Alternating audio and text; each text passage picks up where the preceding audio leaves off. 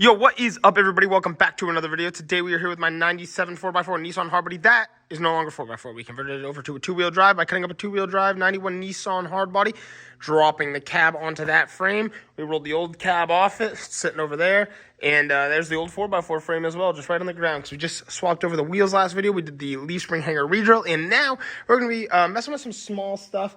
A lot of these videos are going to get a little bit smaller, a lot more particular. We've been doing a lot of work to this truck, and now what we're going to do is, now that we are on a two-wheel drive frame, and we're using two-wheel drive body mounts and things like that, I actually had to take something off, like these air intake studs. These need to go on my throttle body now. I took them off the two-wheel drive because they are shorter. This will allow our new smaller, shorter air box to sit on this air intake just like it's intended to. So I'm going to get those tightened down, and that was one thing I wanted to start the video off with. All right, so we're outside cutting up the cab now, and we got the inner fender off. Now I'm going to take a look at how good the rockers are and things like that. Just keep cutting away. So the next thing we're going to do is we're going to just cut straight back here all the way down and get these rockers off. I'm going to come up here, cut kind of high, and just take the cab corners off as well, and just cut out a big section of both sides. That way I just have it, and I have extra, and I can cut it down to what I need on the black truck. And there's the white truck cab, boys.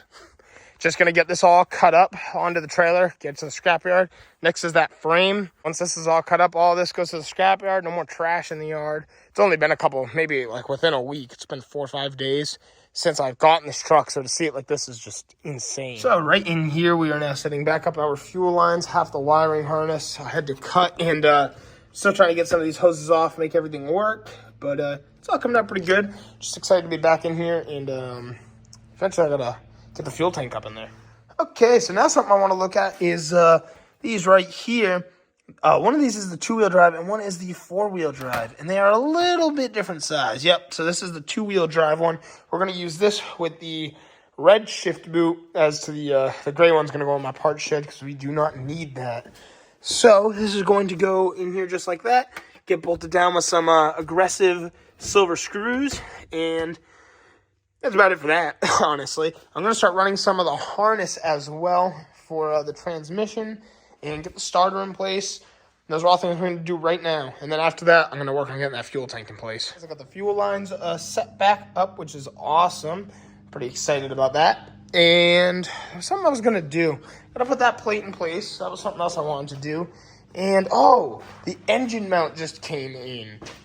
This, along with the outer tie rods and the sleeves, but they didn't send me my inners. So yes, I will start with getting this engine mount in place, which is pretty simple. I'll pretty much just show you the process, and I'll just do it. Just got to unbolt that bolt over there, take that little bolt off, that cap, slide this in there, and use a new nut, and we'll have a new engine mount in place.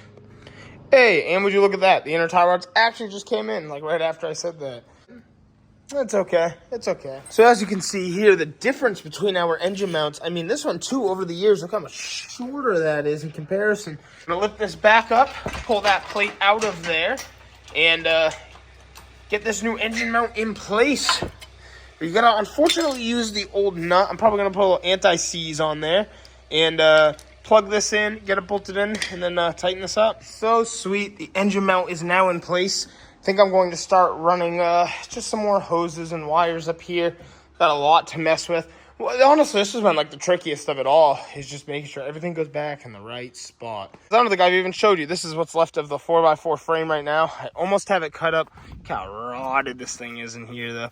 I mean, it wasn't going to be long before this was no good no more.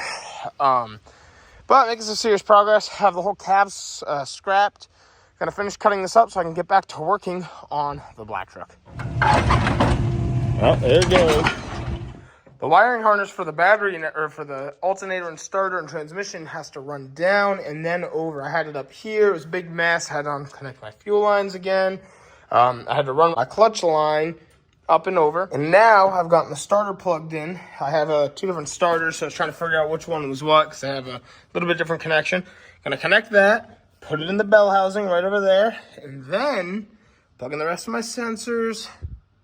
We're doing good now. Oh, wow, everything is now looking like a truck again in here.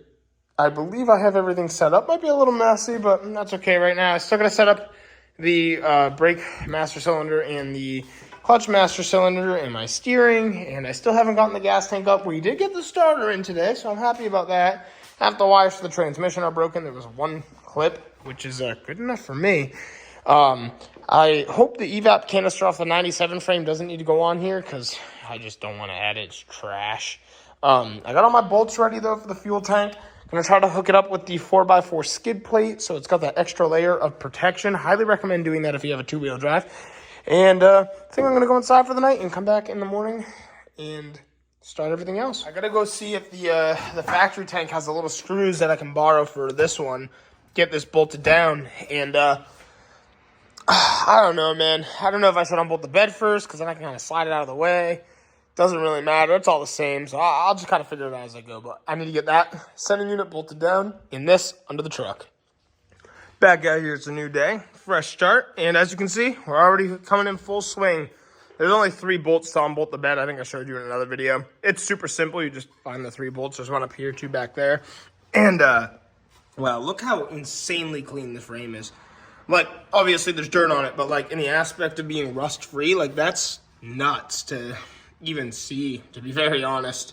I think I'll have someone maybe help me place this bed on some pallets outside later on.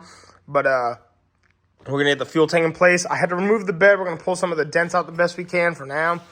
And get some of this welded up. And I'll be able to work on the cab corners easier. All that, the bed has to come off for now. So it was super funny. Yeah, I should have taken it off to start. But why do things the easy way when you can do them the hard way? And while this is pretty much off, I'm going to get under there now and figure out how to get the shield on the tank, you know, the right, make sure everything's right in order, and bolt that back up, connect my hoses, which will be so much easier to get to now. And everything will be looking pretty good. Well, would you look at that? We're just about back where we started with just the cab on the frame. We got the bed actually in here. I thought we were going to move the truck outside, but it's nice that it's there. Gonna move some stuff over there, and things are looking pretty good. I think now I have all the space in the world to mount up the fuel tank, which is just W. Let's go. Figured since it's out here, I might as well give it a good little wash just to get a better look, but everything looks extremely clean. Trying to get all this dirt and debris off, especially by those lines. So I'm gonna do that right now. I'm not gonna be using these exhaust hangers, so this hanger, these 2 hangers need to go. Right here for the spare wheel, that needs to go. I'll never use that again. And I might disconnect the shocks. That way when I do the 4-inch lowering blocks, all I'm going to do is probably just cut the U-bolts from up here, because why not? It'll take 2 seconds. And then it'll be super easy to run my U-bolts. Even got the lady friend helping me. Okay, back inside. Bed's right there again. Everything's all cleaned up. Tripping a little bit, but that's cool. I think I'm going to get the jack under here now. And now we will finally install the fuel tank. I had to show you guys. I didn't even know this was a thing. This frame is so unrealistically clean that it has the letters for the leaf spring still. But that's not it.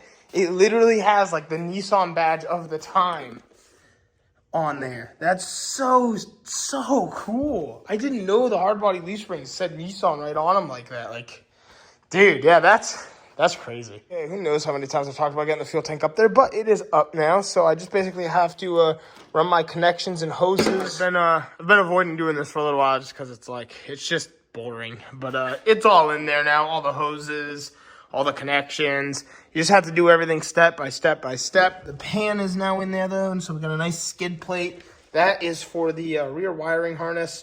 I was gonna leave it unplugged until we do the rockers. But after all that's done, I will plug that bad boy in. And I think next is the e-brake. That's so sick, dude. The food truck, like what? That's nasty. Had to grab a clip of that. Okay, so we're in the truck now, and it seems as though up there's 2 bolts. Hopefully those 2 bolts and maybe one more, maybe not. We have to get to take this pedal out, and then, or actually, sorry, I said pedal. To take this e-brake out, and then we can fit this one. All right, she is out. Put that on the list of not fun things to do at all. Hopefully, we can get this one in there without a lot of issues like we had getting it out.